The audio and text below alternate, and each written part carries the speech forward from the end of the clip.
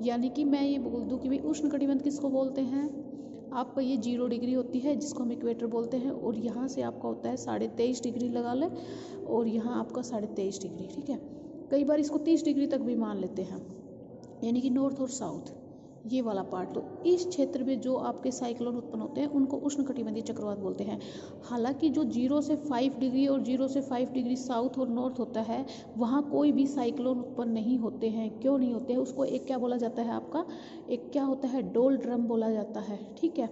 और वहाँ पे क्या होता है आपका, मैंने एक फोर्स बताया था, कोरियोलिस फोर्स, जिस फोर्स के कारण, ये फोर्स क्या है, आपका कोरियोलिस फोर्स के कारण ही जो पवनी है वो अपनी क्या होती है, अपनी दिशा से विचलित हो जाती है, ठीक है। और यहाँ ये फोर्स आपका 0 होता है, 0 डिग्री होता है भूमध्य रेखा पर।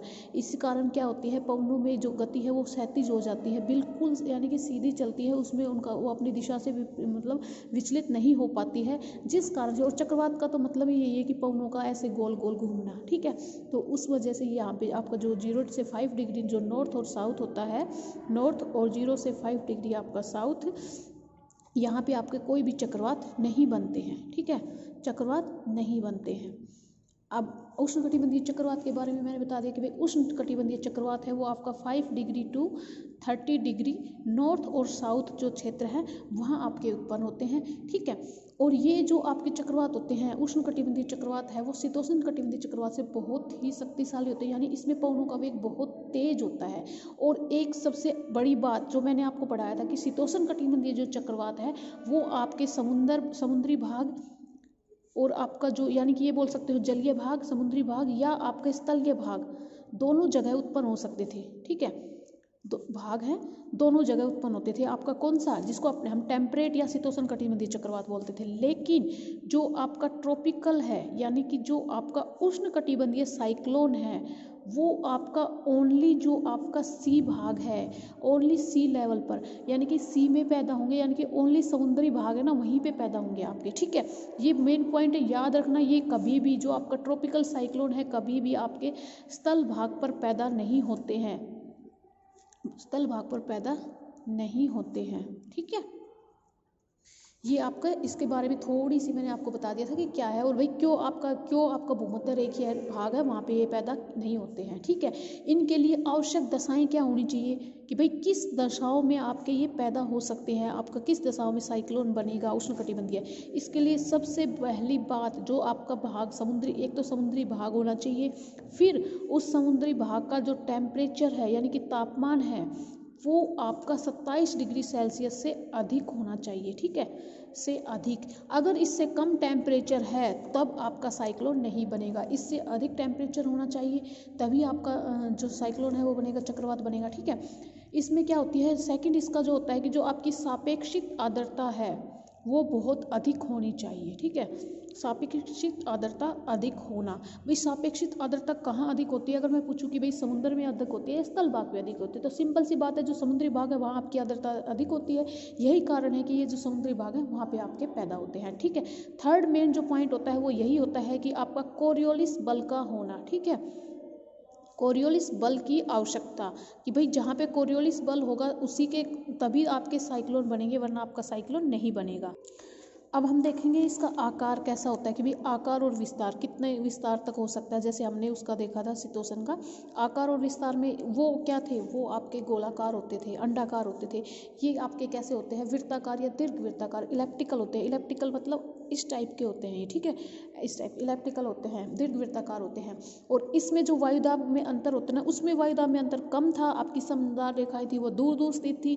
ये बिल्कुल उसके अपोजिट होता है, वायुदाब जो अंतर होता है, वायुदाब में या जो आपको बोलते सकते हो भाई दर में जो अंतर होता है वो आपका अधिक होता है, ठीक है। यानी कि मैं ये बोल दूं कि भाई केंद्र में आपका जो मान लो यहाँ से आपकी स्टार्ट हो जाती है 960 से जो आपकी समदाब रेखा शुरू हो जाती है, जो लास्ट वाली होती है वो आपकी 1020 तक होती है, ठीक है। एमबी में दर्शाया जाता है, मिलीबार में इनको दर्शाया जाता है। तो देखो इस पे केंद्र में और इसके बीच में कितना डिफरेंस हो गया है। इस कारण इसमें जो पवनें हैं वो बहुत तेज गति से चलती है, ठीक है। लेकिन इनका आकार है वो शीतोष्ण कटिबंध से छोटा होता है, ये आकार में छोटे होते हैं, ठीक है।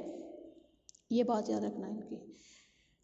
फिर आता है इसमें पवनों का वेग, भाई एक नेक्स्ट पॉइंट आया था आपका कि पवनों की गति क्या होती है, ठीक है।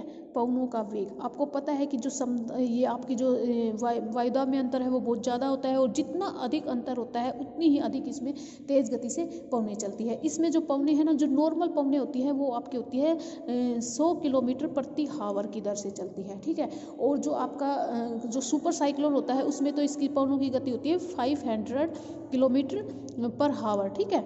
ऐसे इसकी गति होती है, पवनों की गति, ठीक है। अब जो पहले आपका वही आता है कि भाई आपका जो मौसम कैसा होता है, जो चक्रवात होता है उसमें मौसम कैसा होगा। तो मौसम में होगा आपका जो चक्रवात होता है, उष्णकटिबंधीय चक्रवात होता है, उसमें पहले क्या होता है कि भाई चक्रवात आने से पहले आपकी वायु शांत रहती है बिल्कुल।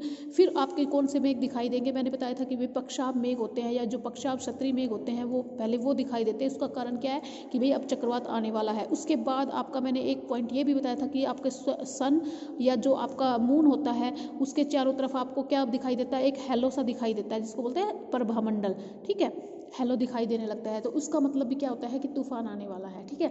अब जैसे ही चक्रवात आना शुरू होता है तो आपका जो तापमान है वो क्या हो जाता है, बढ़ने लग जाता है। तापमान बढ़ता है तो आपका तापमान बढ़ता है तो आपका वायुदाब क्या हो जाएगा, तापमान बढ़ेगा तो वायुदाब कैसा हो जाएगा, कम हो जाएगा। भाई दोनों आपके अपोजिट होते हैं, ठीक है। तापमान बढ़ेगा और वायुदाब आपका कम हो जाएगा। फिर आपका क्या होता है कि आपकी जो पवनें हैं, जब ये प्रेशर आपका लो प्रेशर हो गया और बाहर आपका हाई प्रेशर होता है तो पवनें तेज़ गति से इसकी तरफ चलती हैं, तो इसमें क्या हो जाएगा, पवनें तेज़ गति से चलने लगती है। और आपकी पवनें तेज़ चलने लगेगी तो फिर क्या हो जाएगा, आपकी वर्षा शुरू हो जाती है, ठीक है।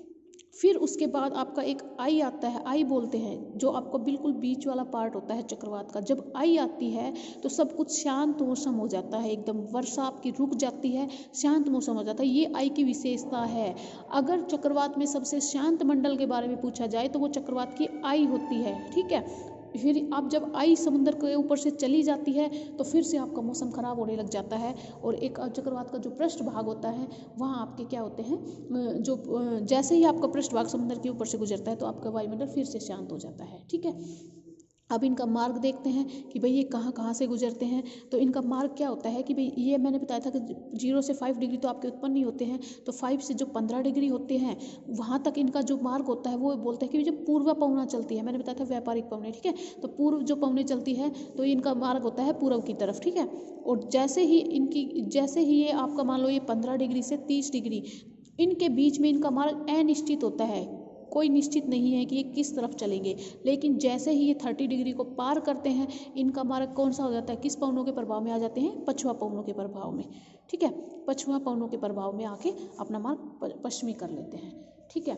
अब जो इनका बाकी कुछ इन्फॉर्मेशन रह गई है वो हम कल करेंगे।